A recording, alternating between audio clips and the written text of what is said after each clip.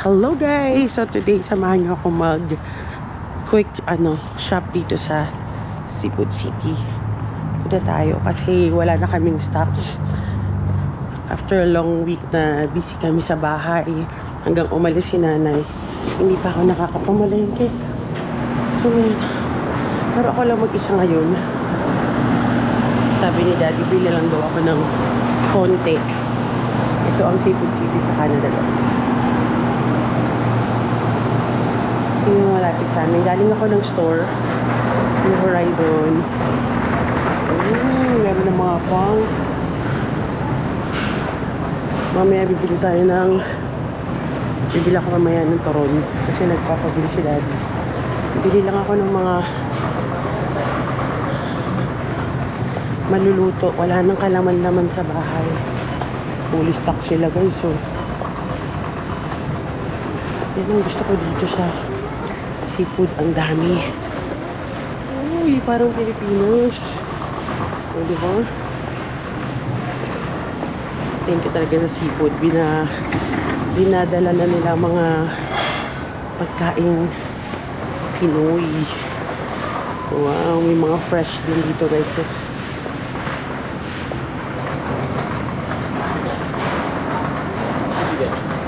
Nakawa lang ako ng karne. Sabi ni Daddy, wala na kaming, diba?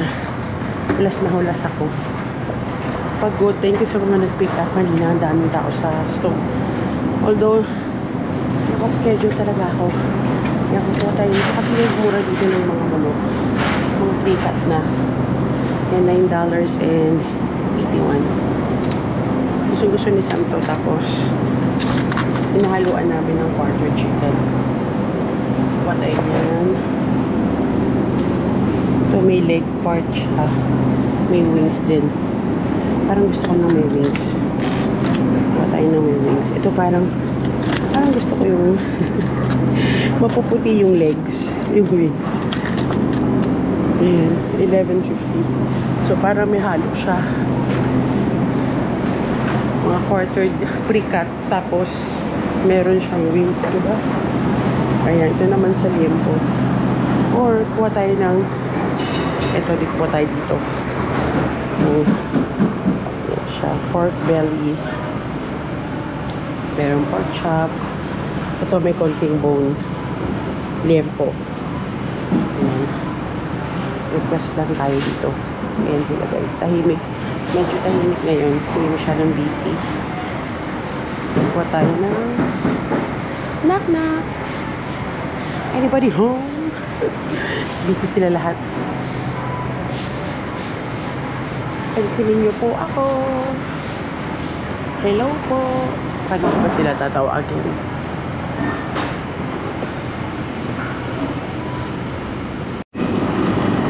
Pansin ko lang meron pala sila dito family pack. So parang mas makakasave ako dito. Kasi $11 lang 5 pieces na. So instead na yung malilit kukunin ko, ito na lang. Mas madami. Kasama ba yung quarter chicken? Siyempre, pabait tayo. Ibalik natin to. Ayan.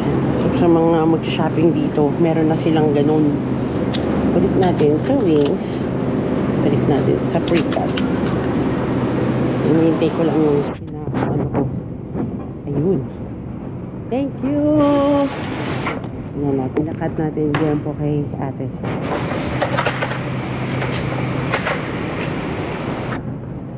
Ito tayo ng fish naman.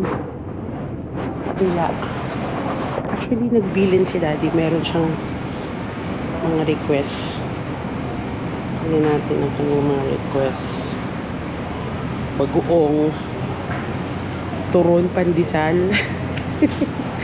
Tignan niyo naman yung mga bili niya. Ayan, mga bili. Turon pandesal. Bili ka dyan. Uy, mukhang magbumukbang ata si Daddy ah. Bili tayo ng... Meron siya pinabibiling bagoong. So, nakabili na ako ng manok at baboy.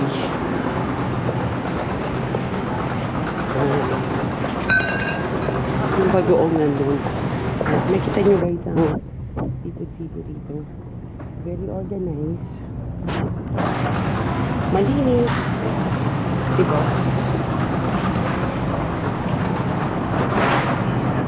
So, ano pang titingnan natin dito? Hindi tayo dito na iba pang mabibili. Yan, dito yung mga bagoong. Yan, dried fish, bagoong. Utos ni Daddy is pink. Oh, walang pink, guys. O, yan na, Daddy, ah. Saksi ang GoPro. Walang pink. Gusto niya yung bagoong na pink kasi gusto niya siya yung magigisa. So, ginisang bagoong na lang. Ito medyo mamink-mink lang to, pero hindi pink na pink. Kukunin natin itong Zamboanga. Ayan. So, ito yung shrimp paste. Yung isa kasi, anong difference nila? Ah, spicy. So, dapat hindi regular lang tayo. Ito medyo sweet. Kaso panggisa. Paano natin gagawin yun? Ano nangyari? Ano to? Ah, nakalimutan nilang i-sealed. Nakalimutan nila i-sealed. Although may sealed naman. Naka-seal naman. Pero may next pa sana. Kaso, hindi nila na-vacuum. Or hindi nila na-heat. Isang bagoong. Mukhang masarap to. Speaking of, kasi bakit may mga white? Gisado, dagupan. Ano pang mas masarap? Zamboanga o dagupan? Let's try the Zamboanga. Since hindi pa ako nakarating ng Zamboanga. Zamboanga tayo. Ginisang bagoong sweet. Sweet. Kaso maglalaing si Daddy. Gusto niya regular lang. Yun nga pala yung problema ko dun. Mukhang Daljan, tawagin natin siya kasi okay. Let's call the my cook. Yung tauhan ko. Dad, wala yung gusto mong pink na bagoong. Isa na lang ha, kunin ko. Yes. Okay. Bye-bye. Gisa na lang daw. Anything na ginisa. Ito na lang tayo. So, dito try na natin si dagupan. Kasi yung kay Zamboanga, meron nakalagay na spicy at saka sweet. So, parang hindi siya bagay pang luto. Sausawan yung medyo sweet. Ito guys, alam niyo ba to? Kung sino man may favorite ay may favorite gumagawa nito. Ang sarap-sarap itong taho ng ayan, tindahan ni Kuya Damian. Shoutout to you. Ang sarap ng iyong taho. Yan, dahil masarap ang taho mo. Regular buyer ako niyan. Tapos, kukuha rin tayo ng kamatis kasi wala na kaming kamatis. Hirap mag-vlog mag-isa. Wala si Daddy. Kuha tayo. Gusto ko Roma lang, Roma. Kasi kapag ito ang kinuha natin, malalaki. Roma tayo, Roma. Dito nga pala sa Canada, guys. Kanya-kanyang kuha. So, kukuha tayong plastic. Sa kanyang kuha, depende sa kailangan mo. Or, dapat muna natin, ha? Walang ako. At yung pinipili ko dito sa kamatis, guys, yung medyo matigas. Half matigas, half na medyo kumbaga right na kasi yung gagamitin namin panggisa ngayon, at least talagang siguradong ano na siya, tama na siya sa hinog. Kulang tayo ng 4 kasi minsan madali sila maano. Ayan, kuha tayo ng medyo soft. Doon. Kuha tayo ng 5. Tingin pa tayo dito. Ano pa ba? Saging. Ayan. Pakahilig namin sa banana.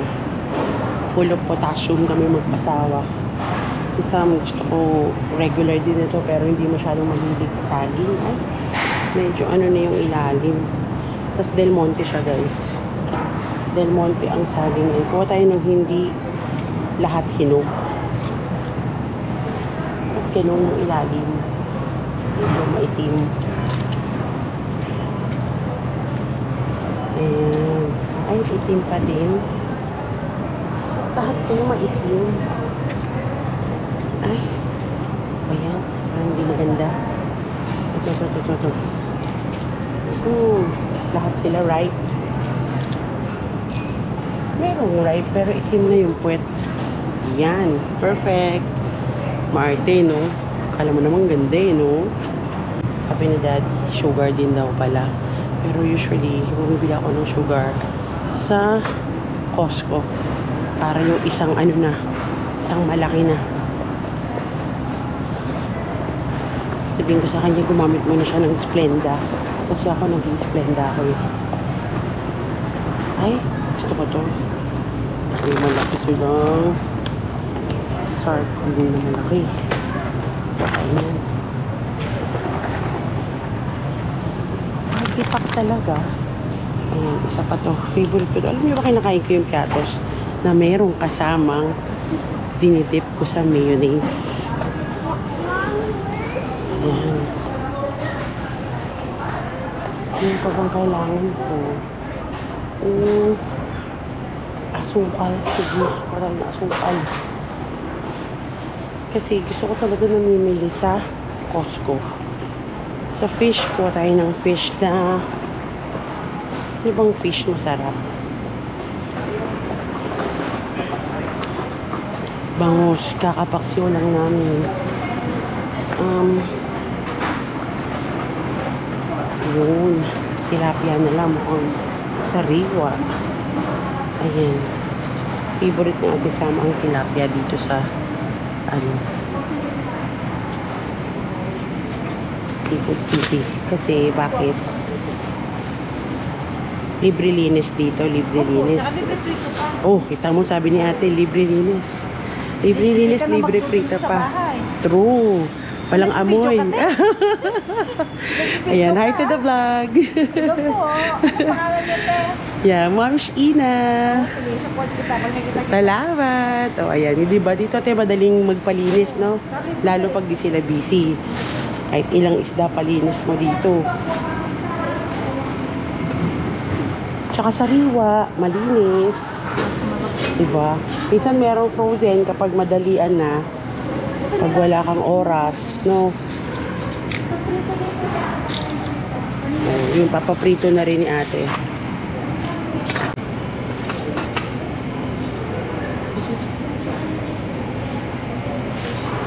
Pero ito papalinis ko lang ito ang lakuya.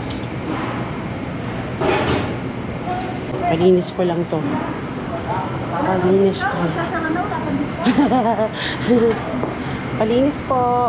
Ayun. Yes po. Yan pala, meron din pala ditong ready na, oh. Naka-fry na. Pero syempre, mas masarap yung pinili mo. Thank you. Saka mainit yan. Ayan, balikan na lang natin. May number ako. Yan. So, kahit ano, basta fresh. Madali. Siyempre, pagka frozen, hindi nila malilinis. So, mas maganda bumili ka ng fresh. Lilinisin pa nila. At ayun, ang mga hinahanap ko. Yan. Yung kanilang favorite ko to. Graham. Na-miss ko tuloy si nanay. Si nanay kasi fanatic ng Skyflakes. Pero marami pa akong Skyflakes sa bahay. So, sakto. Ito pala guys. Ito ang parang tender juicy namin dito. Masarap tong hotdog ng Viva hotdog. Ayan. Favorite natin sa ito. Kuha tayo ng regular sausage longganisa. Oh, this is longganisa. She wanted regular hotdog. At meron pa silang cheese. Ayan. Cheese. Regular. This is jumbo. Ayan. Sweet and juicy. Puro naman jumbo. Wala bang regular?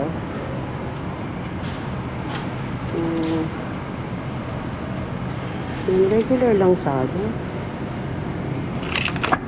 Saan na ba ang regular nila?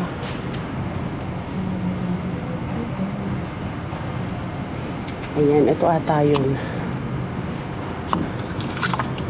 Ayan, meaty hotdog, sweet juicy. Kasi jumbo, sige na, okay na nga to. $13 lang to. $13. Yan, red hotdog. Dahil bilang naghahanap kami dati ng tender juicy. So, dito mabibili na siya. Ito, masarap din to actually. Si sarap hotdog. In fairness dyan, pero mas favorite namin si Viva talaga.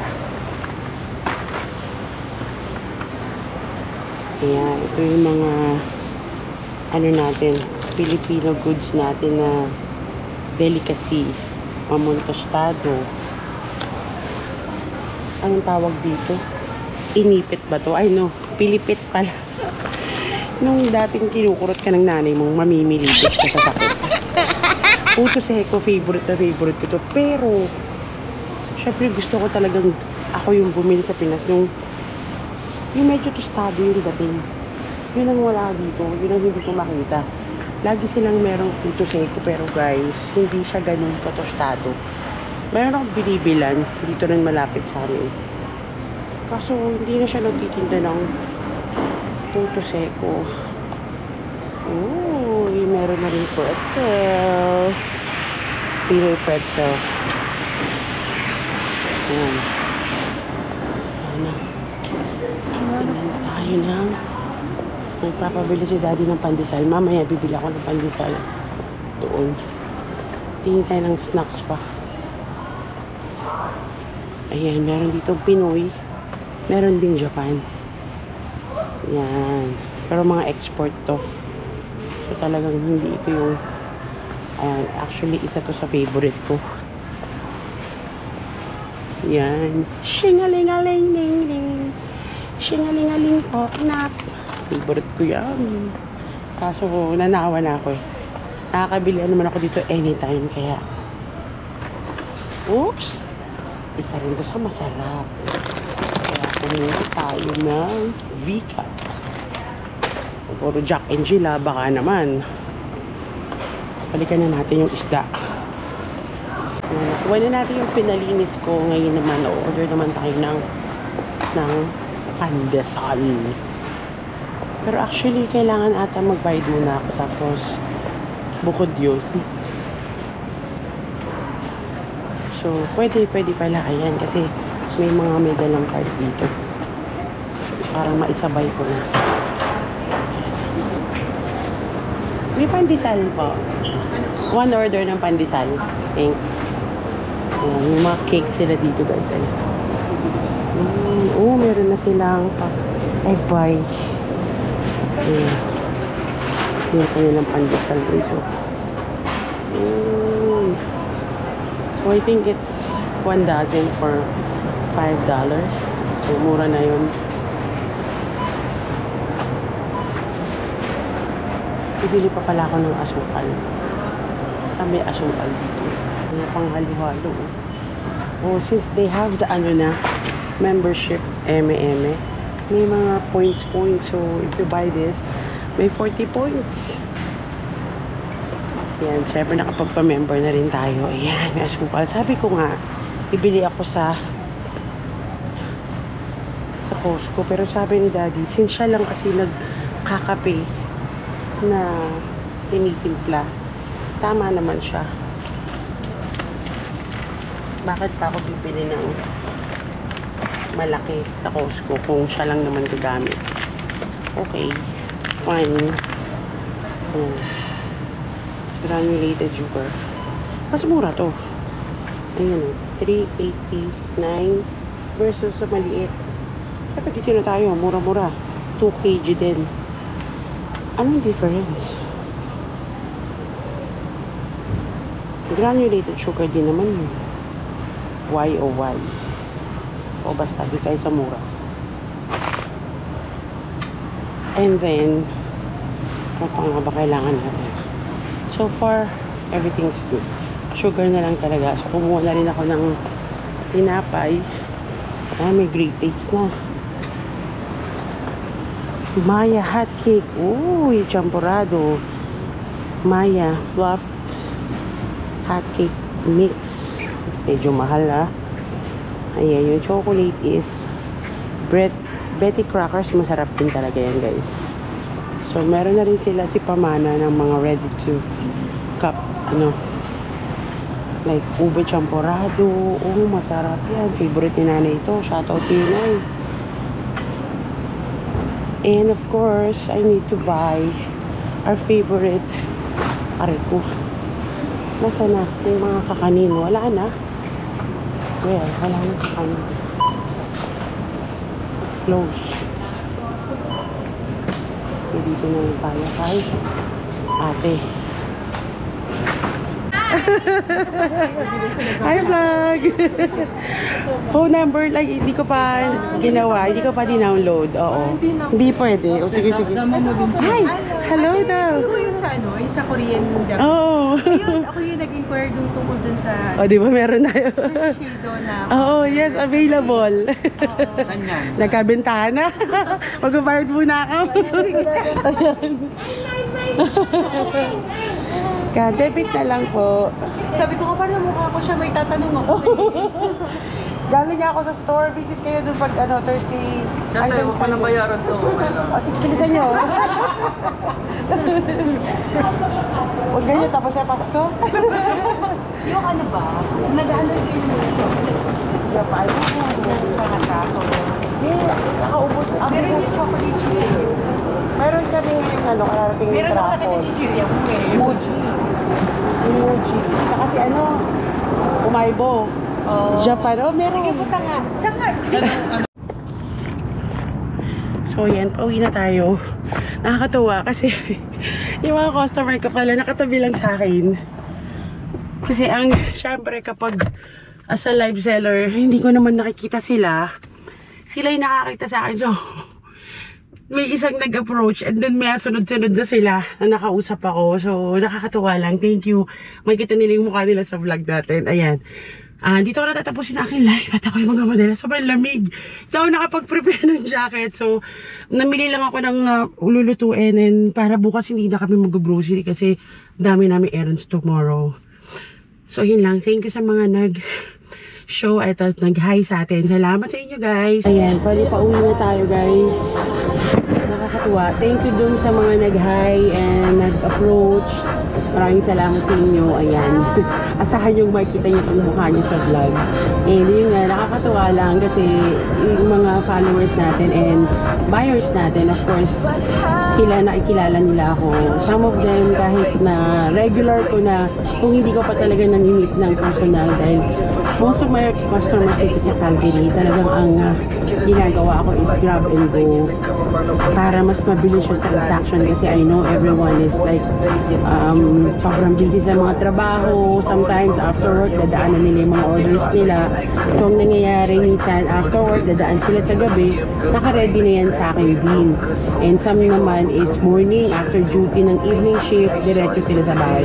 So most likely, hindi kami nakikita ng face-to-face. And even nung dati nag-pandemic, talagang nagsimula yan ng grab and go ko ng ganun. So hanggang sa napanatili ko na yung ganun na. Yeah, so dito ko na tatapusin tong video. Thank you so much sa lahat ng nag-hi and get to follow our page on our YouTube channel, Momsh Ina Canada. Thank you!